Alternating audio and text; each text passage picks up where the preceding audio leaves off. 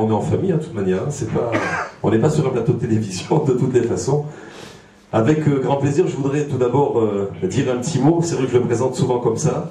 C'est la personne qui est responsable de mon alia. En une nuit, il m'a fait switcher et comprendre combien il est important pour un juif de réussir sa vie de juif et par la suite dans la vie. Et donc rapidement, en une nuit de 10h du matin à 4h du matin, on a longuement discuté. C'était il y a déjà 15 ans de cela, à Kiatarba, où je passais un Shabbat. J'étais seulement de passage et comme d'habitude, Ronnie repère dans les synagogues, repère dans les écoles. Et puis il a demandé si gentiment qui j'étais et une personne m'a demandé, bien après le repas de Shabbat, de passer le voir chez lui à la maison. Et ça a été la grande découverte, où là j'ai compris beaucoup de choses en une nuit que je n'avais peut-être pas compris.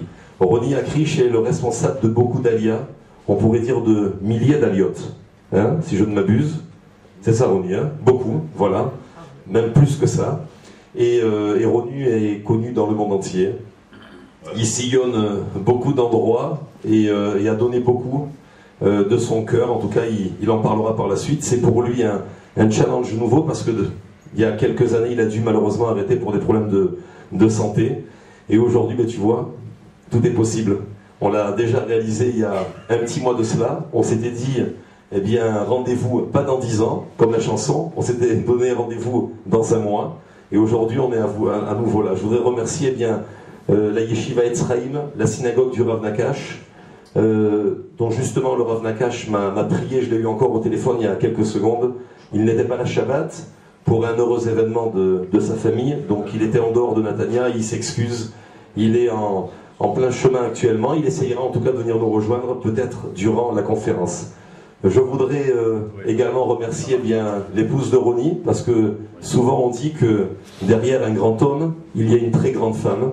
Et c'est vrai que les connaissant personnellement, elle aide énormément et elle est son tout, si je peux m'exprimer ainsi. En tout cas, je vous demande d'applaudir Chantal, l'épouse donc de Ronnie Akrish. Je cède la parole à Ronnie. Vous comprendrez bien que pour moi, je préfère parler avant qu'il ne s'exprime. Vous aurez compris dans quelques instants. Ronnie Akrish pour vous, ce soir, ici, à Natania. Erev Tov, bonsoir, Shavua Tov. Et je voudrais dédier le shiur à la mémoire de Mordechai Arshalom qui a été assassiné il y a 48 heures, dans la nuit de jeudi à vendredi. Et ce shiur sera à sa mémoire. Il a été enterré au Har HaZeitim vendredi matin et bien sûr d'avoir entendu le fils parler, comme disaient les journalistes sur Galei Tzahal ce soir, a déchiré le cœur de plus d'un homme et d'une femme en Israël. Et je vais continuer à parler de l'hébreu par rapport aux juifs. On avait commencé il y a un mois et quelque chose au Parc Hôtel. C'est pas grave pour ceux qui n'y étaient pas, puisque cette continuité est aussi un nouveau shiur. Et donc nous essaierons ensemble de voir, de comprendre, d'entendre de quoi il est question. La deuxième chose que je voulais dire, pour ceux qui n'étaient pas là la dernière fois, c'est que chaque shiur, chaque écrit que je fais, chaque conférence que je donne, est aujourd'hui pour remercier l'Éternel Dieu d'Israël, les Hallel, les Hodot ou les Shabéa, les Shimcha, Agadol, Ve'akadosh, Hashem Elokeinu, de m'avoir sauvé la vie le 18 janvier 2006 à 13h41, lorsque mon cœur s'est arrêté de battre et qu'il a pu, dans les minutes qui ont suivi, recommencer à battre. Et après 4 ans de difficultés à se remettre en marche, Baruch Hashem, aujourd'hui, enfin depuis quelques mois, nous repartons comme il y a longtemps, durant toutes les années où j'ai servi mon peuple, et en Israël et en dehors d'Eretz Israël, aussi en diaspora. Alors nous allons parler, bien évidemment, la dernière fois j'avais parlé de Adam Arishon, de Caïn, d'Abel, j'avais parlé de Hanor, j'avais parlé de Noach, j'avais parlé d'un certain nombre de personnages qui ont précédé, bien évidemment, la personnalité d'Abraham Avinu. Car dans la personnalité d'Abraham Avinu, pour la première fois, apparaît la dimension de l'hébreu dans tout ce qu'il a de significatif. j'avais dit, et je le répète, car c'est notre leitmotiv qui nous accompagne, afin de mieux comprendre et de mieux entendre de quoi il est question. Nous parlons du projet divin qui, dans sa création, veut entraîner l'homme vers une nouvelle dimension éthique et morale. À savoir que le projet divin n'a d'autre but que de faire reconnaître le Créateur, mais où la reconnaissance du Créateur ne peut se faire que lorsque l'homme, l'humanité, lorsque la réalisation créatrice est à même, par l'éthique et la morale, de reconnaître la valeur, la vertu du projet divin de cette humanité. Et c'est la raison pour laquelle, je l'avais dit et je le répète encore une fois, le livre de Bereshit n'a de raison d'être, non pas parce qu'il est un livre de législation, non pas parce qu'il est un livre qui vient de manière constitutionnelle nous apporter des droits de loi et de foi. Non. Ce livre est tel que l'exprime le Nativ Mivologin, ou le Talmud dans nombre d'endroits à travers des citations bibliques, le livre de la droiture, Sefer HaYashar. C'est-à-dire que seul ce livre pouvait être le livre qui précédait le don de la Torah, qui, elle, n'aura lieu qu'à la paracha de Bo dans le Sefer Shemot. 26 générations avant le don de la Torah, qui, elle, est la raison même du don de cet enseignement, puisque Torah veut dire enseignement. Alors pour quelle raison venir nous raconter pendant 26 générations ce qui s'est passé? Les amours d'Abraham et de Sarah, les vicissitudes de Yitzhak et d'Ishmaël, les amours de Yitzhak avec Rivka, ce que voulait dire l'amour romantique et l'amour construit dans la rencontre de Yaakov avec Rachel et Léa. Quel besoin avons-nous de venir et de rencontrer l'homme face à ces réalités contingentes d'homme en tant qu'homme, de la manière la plus humaine qui soit? Quel était l'intérêt? Un seul, celui de venir et de préparer le contenant Israël à recevoir à la paracha de Bo du Sefer Shemot le contenu d'Israël. Et si jamais il venait à l'esprit de quelque personne qui soit, un tant soit peu, de penser que tout contenant, comme le verre qui me sert à assouvir ma soif, si ce verre venait à être fêlé, à être fracturé, à être non pas dans l'état plein et entier dans lequel il devrait être, tout liquide que j'y verserais ne pourrait y rester, ne pourrait y résider. L'idée est claire, vous me suivez? Il est impossible que ce don ait lieu si le contenant n'est pas préparé à recevoir ce contenu qui s'appelle enseignement. Nos sages diront Derech Eretz Kadma la Torah. Derech Eretz, c'est la noblesse de l'être. Parce que nous ne sommes pas n'importe qui. Lorsque je rentre en cours, en fac, pour enseigner à mes étudiantes, je les appelle les princesses. Lorsque je rencontre mes élèves, je les appelle les princes. Parce que Rabbi Shimon Bar Yochai, dans le traité de Shabbat du Talmud de Babylone, dit Ki bnei Israël, bnei melachim em. Et je ne peux pas comprendre autrement que les enfants d'Israël sont des enfants de rois, si ce n'est que les enfants de rois sont des princes et des princesses, peu importe leur âge, peu importe le visage qui est le leur, de la seule raison d'être partie à part entière de la nation d'Israël, ces hommes et ces femmes sont les princes et les princesses du projet divin à la surface de cette humanité qui est la nôtre. Aussi, sommes-nous en tant qu'Hébreux, dans l'identité qui est la nôtre, différentiels de ce que le juif peut vouloir venir dire. Et ceci est important à être entendu, car nombre d'erreurs peuvent être inhérentes à la mauvaise compréhension de ce que veut dire juif et de ce que veut dire hébreu. C'est la raison pour laquelle nous continuons encore ce soir, au-delà de ce qui a été dit la dernière fois, à parcourir les épopées, les péripéties des enfants d'Israël afin de mieux comprendre, plus que quiconque, ce que veut dire ce mot d'hébreu, ou comme dira Yosef lorsqu'il arrive en Égypte, Gunavti mi'eretz ha'ivrim. J'ai été volé, enlevé du pays des Hébreux. Pas de n'importe quel pays, du pays des Hébreux. Je vous avais dit la dernière fois que nous sommes certainement originaires de cette peuplade qui s'appelait Abirou, dont les vestiges seront la famille de Terah, qui habitera à Ur-Kasdim. Mais où dans ce Ur-Kasdim, qui veut dire les feux de l'illusion, viendront les feux de l'enfer pour faire périr un des enfants de Terah. Et lorsque le tiers de la famille de Terah sera exterminé dans les fourneaux de Ur-Kasdim, qui est Bassora en Irak aujourd'hui, eh bien ils s'en iront. Et Terah dira, non pas je me sauve de Ur-Kasdim, mais je retourne en terre de Canaan. D'où savait-il que la terre de Canaan était la maison vers laquelle il devait retourner? Car bien évidemment, bien avant d'avoir habité Ur-Kasdim, ils avaient résidé sur la terre d'Eretz Israël, chassés par les Cananéens conquérants, se retrouvant sur la terre de Chaldée, à Ur-Kasdim, comme exilés de leur propre histoire.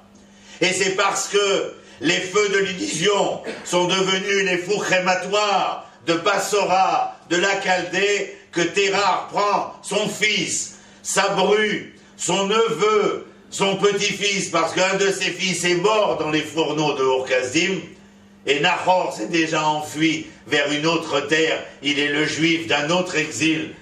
Je l'appellerai celui-là, puisqu'il va devenir d'ailleurs le sioniste de salon. Celui qui toute la journée parlera de Sion, mais s'installera à Haran. Terah est un sioniste politique aussi, parce qu'il veut retourner à la maison. Il veut retourner à Sion, mais vous vous rappelez, je vous avais raconté, il sera en chemin, rencontrant son fils à Haran, ce fils Nahor tant aimé, il se verra bloqué dans les méandres d'un nouvel exil que nous appellerons l'exil araméen. Mais lui, Abraham, après ce que nous avons vu la dernière fois, nous allons commencer à entamer ce que voulait dire en tout cas cet ivri. Mais avant cela, je voulais vous dire qu'il existe dans ce que nous appelons la conscience collective de l'être. La conscience collective de l'être, ça veut dire qu'il existe en moi, dans un de ces tiroirs construits à l'intérieur de ma pensée, de ma mémoire, quelque chose que je n'ai jamais oublié. Exemple, eh bien retenez cet exemple. Adam, lorsqu'il est créé, contrairement à la création animale ou à la création végétale, n'est point un être créé différentiellement masculin ou féminin. L'homme Adam est créé en tant qu'être androgyne, c'est-à-dire qu'il est en même temps le pôle féminin et masculin. Ce n'est qu'après que l'Éternel, l'endormant et lui prélevant un élément de son être physique, créera la femme. Certains dirent d'ailleurs, pour s'amuser, qu'il avait fallu un brouillon avant de créer l'être parfait. Un bon entendeur, salut. Et c'est une fois que cette femme fut créée à partir de l'expérience adamique et que Adam reconnaît dans cette femme qu'elle est la chair de sa chair, qu'il y a la nécessité d'écrire « Ve'adam yada et Chava ishto » que l'homme a pris conscience, connaissance de sa femme, Chava, qui est la racine de l'existence. Adam est la racine de la terre, de la matérialité, de l'imminence. Mais il ne s'allie à cette femme que parce qu'elle possède de cette côte qu'il a perdue, et donc elle devient complémentaire de l'être qui est en manque. Mais la question que pose le Chidouché Harim, Rav Yitzhak Meir Alter, le père de la Chassidoute de Gour, est ainsi libellé. Comment se fait-il, Dieu, que tu as eu besoin de créer cet être-là différent du monde minéral et végétal où chacun dès le départ connut sa place, féminine ou masculine. Pourquoi les as-tu donc créés, hein? Pour ensuite les séparer. Il fallait les créer à l'Echatrila, a priori, hommes et femmes. Et le Chiddush HaRim donne cette réponse, ô combien importante, ô combien cardinale, pour la compréhension de notre histoire à nous les humains. La leçon est ainsi dite, il fallait que vous naissiez un être androgyne, pour ensuite être séparés, afin qu'alors, devenus séparés l'un de l'autre, vous ayez dans la mémoire collective de l'un et de l'autre le fait d'avoir été un jour ailleurs. Et c'est cette conscience collective d'avoir été un jour un qui va nous pousser à poursuivre d'un allant sans arrêt à la recherche de l'être tant aimé, que ce soit dans un sens ou dans l'autre, car il ne sera jamais question de dulciné sans aspiration de prince charmant, ni question de prince charmant aspirant à rencontrer les dulcinés tant adulés et tant désirés. Parce qu'il y avait dans la conscience collective de l'homme la conscience de savoir qu'il n'était pas entier, complet, parfait. Et c'est parce qu'il était un être ressentant cet imparfait qu'il aspirait au plus que parfait, l'idéal amoureux, pour au moins pouvoir réussir dans son mariage la perfection de cette rencontre et de cette relation. Et de la même manière, mesdames et messieurs, ou plutôt princes et princesses, nous avons gardé dans la mémoire collective que le peuple d'Israël devait être le peuple un, comme de la même manière nous avions gardé dans la mémoire collective que l'humanité devait être une humanité. Les hommes ayant péché de par leur faute, à l'époque de la tour de Babel, où il n'y avait qu'une seule langue, qu'un seul idéal, mais où la brique est devenue beaucoup plus importante que l'homme, lorsque la matière s'en est venue à chevaucher l'homme et l'idéal de l'homme, on avait renversé la vapeur du projet divin, à tel point que le prophète Daniel écrira que dans les temps de la messianité se réalisant, eh bien cela se fera comme Ani Verochev al-Hamor, comme l'homme pauvre, appauvri de sa matérialité, et c'est parce qu'à ce moment-là, il deviendrait lui l'homme, pas qui chevauche, je ne sais pas comment on dit chevaucher un âne, aval qui l'anon, l'âne, aval il se trouve lui sur l'âne, alors que pendant toutes les périodes qui furent les nôtres, ce sont les ânes, c'est-à-dire le Hamor, c'est-à-dire le Homer, la matière qui chevauchait l'homme.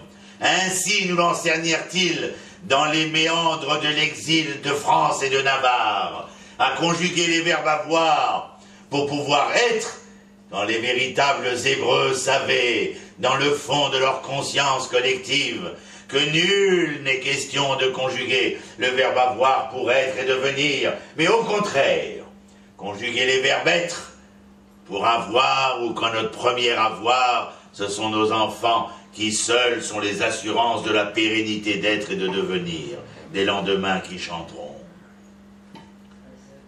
Combien on nous a fait conjuguer à l'envers les verbes de notre vie, de notre existence.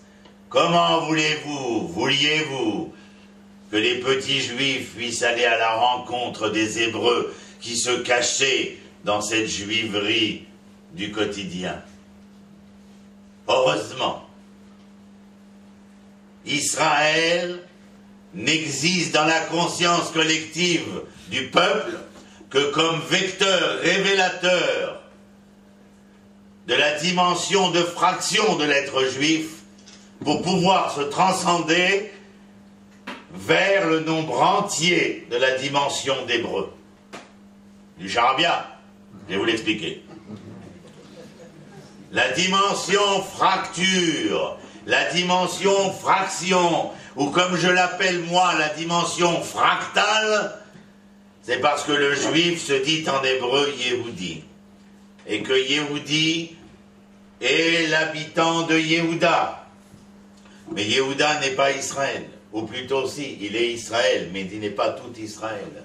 Alors il est quoi? Il est 1/12e d'Israël. Être 1/12e, c'est être la fraction de. Mais ce n'est pas être le nombre entier. Raison pour laquelle, durant 2000 ans, à chaque fois que les Juifs en eurent l'occasion, 3 fois par jour dans leur prière,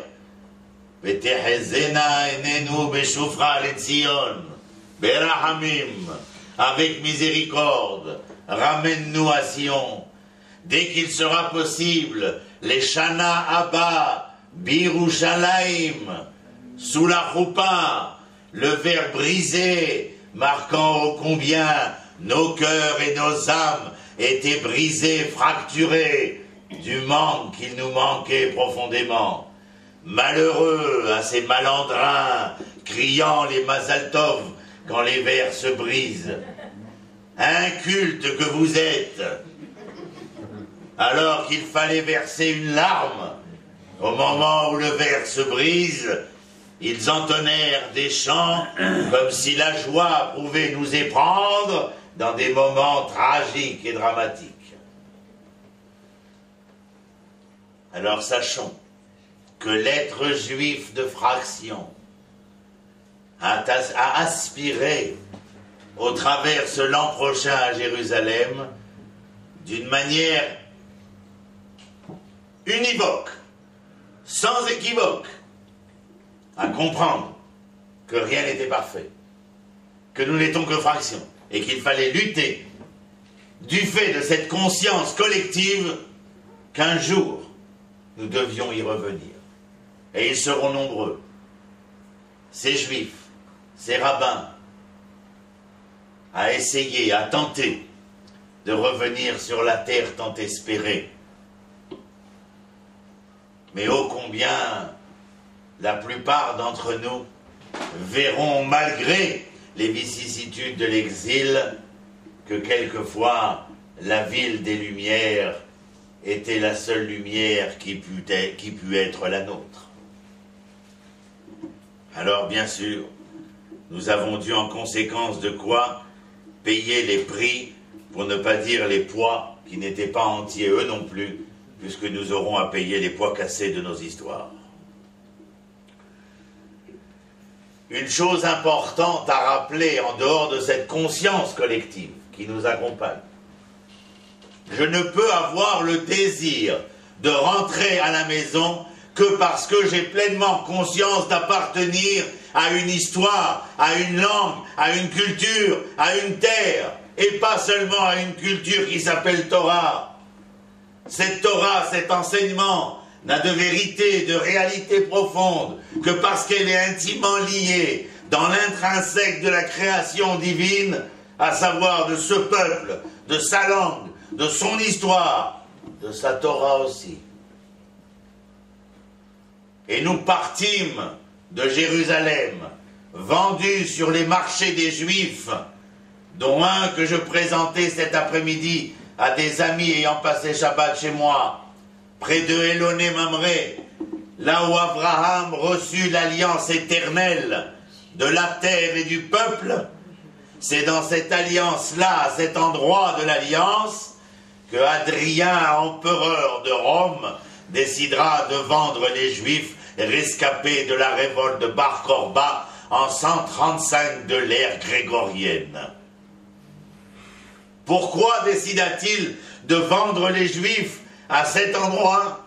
Pour signifier, parce qu'en 135 de l'ère grégorienne, la religion chrétienne est déjà bien avancée, mais pour signifier que ceux qui prétendaient être le testament de Dieu pour les hommes d'ici-bas n'était plus que l'Ancien Testament, car eux, ceux qui avaient vaincu les Juifs, étaient capables de les vendre aux quatre coins de la diaspora comme esclaves. Il n'y aurait plus de testament si ce n'est le Nouveau Testament, ou si vous préférez le langage latin, le Verus Israël, la vérité d'Israël. Et ô combien ce sera problématique le 14 mai 48, lorsque M. Ben Gourion déclarera la naissance de l'État d'Israël. Comment vouliez-vous que le Vatican reconnaisse le retour des Juifs vers la dimension d'Hébreu? Il aurait fallu mettre 3500 cardinaux à la NPE. Une grande difficulté pour les courbes statistiques du chômage européen. Mais rien n'y fait. J'habite là-bas, je présentais ce que je viens de vous dire à mes amis, fier de voir devant mes fenêtres la terre de Mamré et de faire un pied de nez à monsieur Adrien en lui disant « Mon cher Adrien, il n'y a ni Nouveau, ni Ancien Testament, il n'y a qu'une seule chose, le Testament de Dieu pour les enfants d'Israël, les Hébreux porteurs du message éthique et moral de l'Éternel Dieu d'Israël. Point à la ligne. » Et ne nous méprenons pas, malgré les difficultés qui sont les nôtres, sociales, économiques, politiques, militaires, le projet est en marche. Et grâce à Dieu que les épreuves sont là, grâce à Dieu que les difficultés sont là, c'est la preuve que nous sommes en bon chemin. Car si tout allait bien, alors nous pourrions nous poser la question, quand viendrait le problème? C'est parce qu'il y a des problèmes que nous sommes sûrs que les solutions sont là. Alors arrêtons de nous lamenter quand nous avons le droit de vivre ce que 2000 ans de générations ont supplié, ont prié, ont tant attendu, et que nous sommes les enfants de cette réalisation. Quand j'ai mis l'uniforme et que je mets mes galons de capitaine, je fais un pied de nez à tous ceux qui ont emmené mon grand-père avec une étoile sur le cœur pour lui briser son cœur plus profondément encore que les cendres qu'ils allaient le faire devenir. Je préfère porter l'uniforme kaki qui vient racheter l'étoile jaune de la honte. Et je vous rappelle que ce soir, c'est le 10 Tevet. C'est le Kaddish Aklali déclaré par la Rabbanout Tarashit, où nous allons dire Kaddish ce soir et demain, dans cette journée du 10 Tevet, comme un seul homme, en souvenir de 6 millions d'hommes, de femmes et d'enfants, qui n'ont pas la chance de vivre ce que nous vivons. Mes invités, quand ils sont partis ce soir, et qu'on leur demandait « Vous rentrez où ?» La réponse naturelle de la dame fut « À Jéru ». C'est vrai, c'est un raccourci, mais rendez-vous compte que c'est tellement merveilleux. Quelle génération eut le droit de dire « Ce soir, je rentre chez moi, à Jéru. Je pars de Hebron et je vais donner cours à Maché Nathan Hachem, à ce que Dieu a donné, Natania. Vous vous rendez compte, Michael El Chai, de grandeur en grandeur, parce que je viens enseigner la Torah, enseigner mon amour de Dieu, de ma terre et de mon peuple, parce qu'il est comme mon enfant, avec des difficultés, avec des vicissitudes, mais il est mon enfant. Et pour rien au monde, je le changerai. Le prophète, je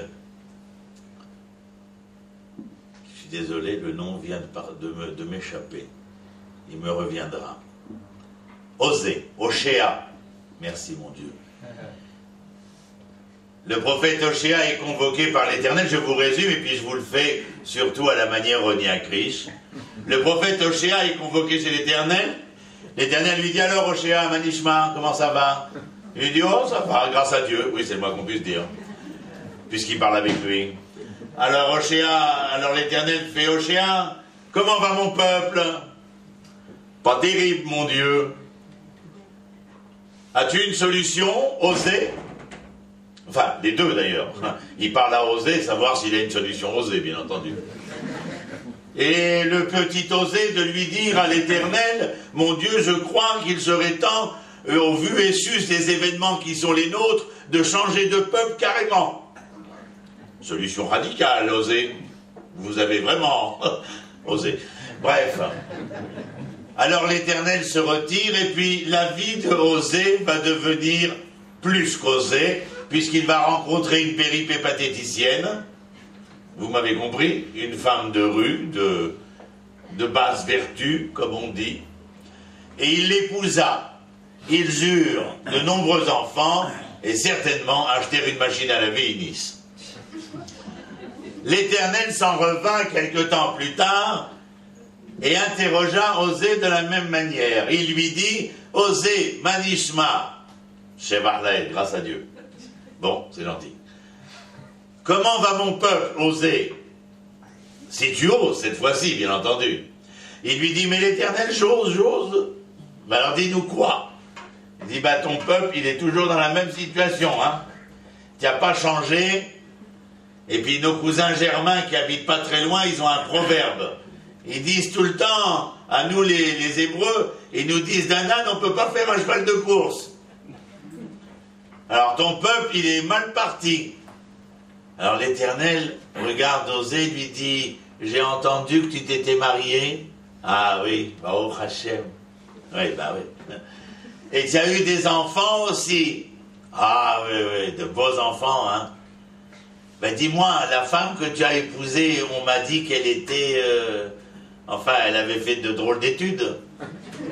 Alors, oui, mais elle est très bien. Et tu as eu des enfants avec cette femme? Ben oui. Et donc, malgré les études de madame, monsieur est sûr, ce sont les enfants de madame, de monsieur, pardon. Ah oui, ce sont les miens.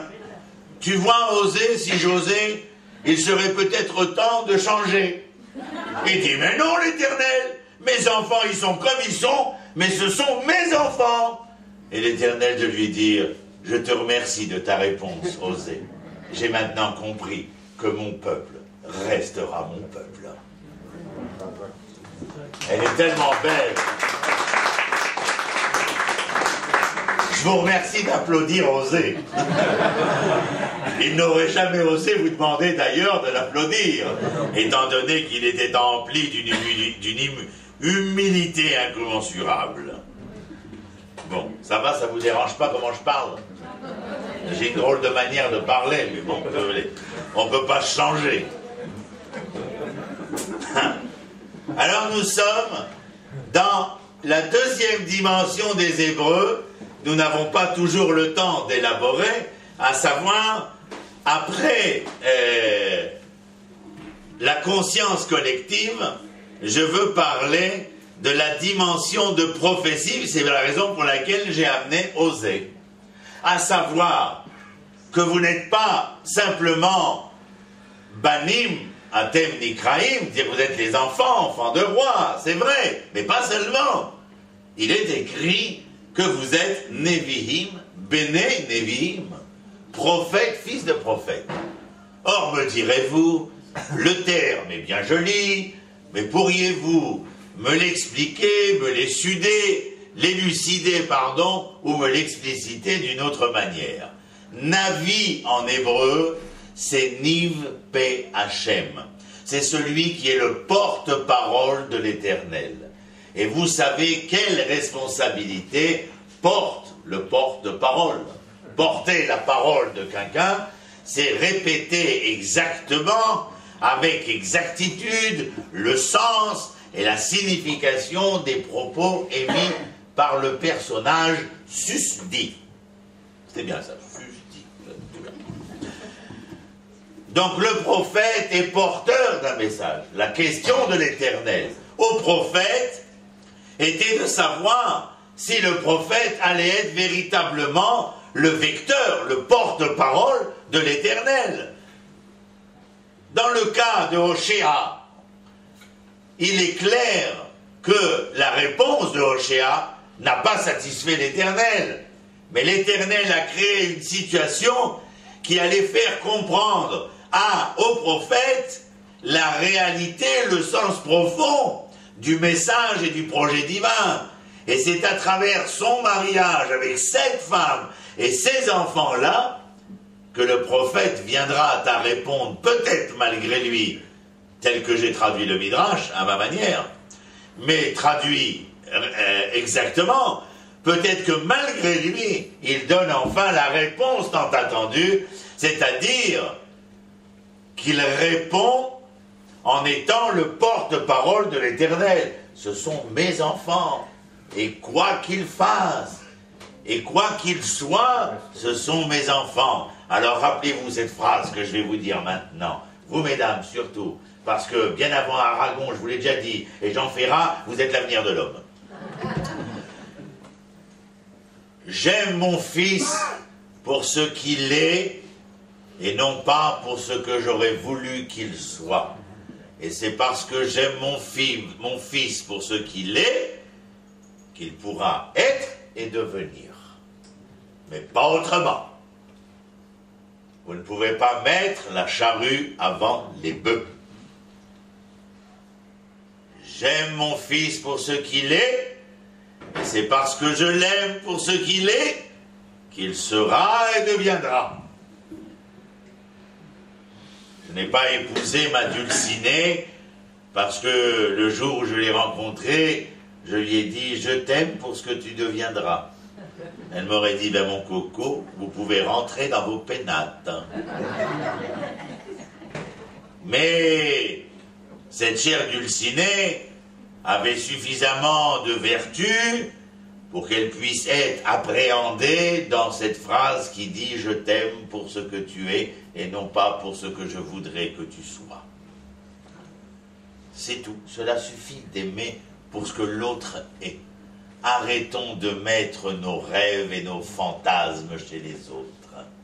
Essayons de rêver pour nous-mêmes et de fantasmer pour nous-mêmes. Ça sera bien suffisant. Je dirais même largement suffisant. Le prophète est différent du révolutionnaire. Vous savez que votre serviteur faisait partie donc de la Révolution. Tout le monde connaît l'histoire de René Acriche. Ceux qui ne la connaissent pas, c'est une lacune. Votre serviteur a servi pendant de nombreuses années étudiante dans l'extrême gauche française dans un parti qui s'appelle l'OCI, l'Organisation communiste internationaliste. Tout ça pour vous dire quoi? On s'en fout de mon passé d'ailleurs. Mais qu'il existe une véritable divergence, mais éthique, morale, entre le révolutionnaire et le prophète. Alors écoutez bien, je vais vous donner les définitions. La première, parce que j'y ai goûté. La seconde, parce que j'en fais partie. La première, ce sont les révolutionnaires. Les révolutionnaires, ce sont ceux qui annihilent le passé pour un futur utopiste, et dans la symbiose des deux, le présent fonctionne, comme dirait la chanson, clopin-clopant. Tellement clopin-clopant qu'elle ne peut être la révolution que d'un temps, que ce soit à Thermidor ou que ce soit chez les bolcheviks. Point. Les prophètes auxquels nous appartenons, ce sont ceux qui sont capables d'apprendre du passé pour un futur révélé et dans la symbiose des deux, transformer le présent en un moment des plus existants. Voilà que monsieur fait des vers sans en avoir l'air. Je répète, le prophète est celui capable de tirer les leçons du passé, conscient du futur qui lui est révélé, c'est-à-dire du programme, du projet, et dans la symbiose des deux, transformer le présent en moment existant. C'est la raison pour laquelle, princes et princesses, nous pouvons répondre à M. Frédéric Nietzsche, qui dans Au-delà du bien et du mal se demande comment se fait-il que le peuple d'Israël, persécuté, menacé, trucidé, violé, violenté, exterminé, brûlé. Ça me rappelle quelqu'un. Ce peuple est encore et toujours là. Comment se fait-il? Pas seulement parce que vous appartenez à la méta-histoire, mais vous appartenez à la méta-histoire parce que vous êtes le peuple de l'Éternel, parce que vous êtes le peuple porteur du projet divin, et vous ne rentrez pas dans les règles, dans les normes d'analyse de l'histoire des peuples et des nations. Et ce peuple prophète est donc capable plus que quelqu'un, parce qu'il est bêta-historique.